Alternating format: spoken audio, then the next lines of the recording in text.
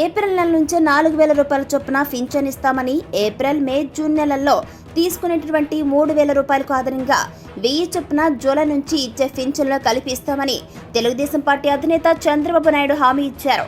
రాష్ట్రంలో పింఛన్దారుల మరణాలకు నైతిక బాధ్యత వహిస్తూ జగన్ వెంటనే రాజీనామా చేయాలని ఆయన డిమాండ్ చేశారు. తూర్పుగోదావరి జిల్లా నల్లజర్లలో మీడియా సమావేశంలోనూ, అలాగే పశ్చిమ గోదావరి జిల్లా నరసాపురం, పాలకులు పట్టణాల్లో నిర్వహించిన ప్రజాగళం యాత్రలోనూ చంద్రబాబు ఈ విధంగానే మాట్లాడారు. పింఛన్దారులను చంపేసి మరొకసారి శవ రాజకీయం చేసి లబ్ధి పొందాలని జగన్ ప్రయత్నం చేస్తున్నారని మండిపడ్డారు. ఇది క్షమించరాని నేరమని ఆగ్రహించారు.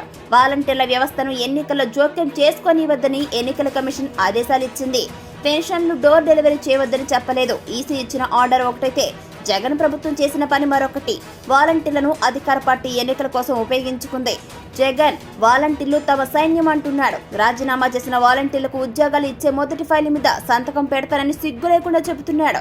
మేం తటస్థంగా ఉండమని మాత్రమే వాలంటీర్లను అడిగాం. మీ వ్యవస్థకు మేం వ్యతిరేకం కాదు. ఇంకా మీలో బాగా చదువుకున్న వారి కెరియర్ పెరిగేలా మరింత ఆదాయానికి ఏం చేయాలో చేసే బాధ్యత మాదని పదే పదే చెప్పాం. రాష్ట్ర వ్యాప్తంగా 1,26,000 మంది సచివాలయ ఉద్యోగులు ఉన్నారు. వారితో పింఛన్లు పంపిణీ చేయిస్తే ఒక రోజు కాకపోతే రెండో రోజుకు అయిపోతుంది. అలాంటిది చేయలేదు. పైగా నేనేదో అడ్డుపడినట్లు ప్రచారం చేస్తున్నారు. మేము చాలా స్పష్టంగా క్లారిటీగా ఉన్నాం. వాలంటీర్లు రాజకీయాల్లో జోక్యం చేసుకోవడానికి వీల్లేదు. వాలంటీర్లకు పూర్తిగా హామీ ఇచ్చాం. మీ ఉద్యోగాలుంటాయి, మీ కెరీర్ కూడా బిల్డప్ చేస్తామని చెప్పాం. పెన్షన్ల పేటెంట్ హక్కు టీడీపీదే. ఎన్నికల్లో గెలవగానే పెన్షన్లు పెంచుతామని మొదట చెప్పిన పార్టీ తెలుగుదేశం పార్టీ. మొదటి తేదీనే ఇస్తాం, ఇంటి దగ్గరే ఇస్తాం. పెన్షన్ 4,000 ఇస్తాం. ఒకవేళ ఒక నెలలో తీసుకోకపోతే గనుక మీకు కుదరని పక్షంలో 3 నెలల వరకు ఒకేసారి తీసుకునే వెసులుబాటు ఇస్తాం. మీ ఇంటికి పెద్ద కొడుకుగా ఉంటాను. సైకో తాత్కాలికంగా ఆనందిస్తాడు. అంతిమంగా ధర్మం గెలుస్తుంది. గడిచిన 5 ఏళ్లలో జగన్ 13 లక్షల కోట్లు అప్పు తెచ్చాడు. ఖజానా ఖాళీ అయిపోయింది. ఉద్యోగులకు జీతాలు, పింఛన్లు ఇవ్వలేదు. జగన్ చూస్తుంటే పాత సినిమాలో విలన్ నాగభూషణం గుర్తుకొస్తున్నాడు. ఫ్యాన్ అరిగిపోయింది. దాన్ని ముక్కలు చేయాలి. జగన్ ఒక ఎక్స్పైర్డ్ మెడిసిన్. నా 40 ఏళ్ల అనుభవంలో ఎవరూ నాతో పెట్టుకోలేదు. వచ్చాడు బచ్చా, అసలు వదలను. నా తడాఖా ఏంటో చూపిస్తాను. జాబ్ రావాలంటే రాష్ట్రంలో ఎన్డీఏ రావాలి. నిరుపేదలకు 2 సెంట్ల స్థలం ఇచ్చి ఇళ్లను నిర్మించి ఇస్తాం. వైసీపీ ఇచ్చింది సెంటు స్థలం, దానికి కూడా లంచాలు తీసుకున్నారు.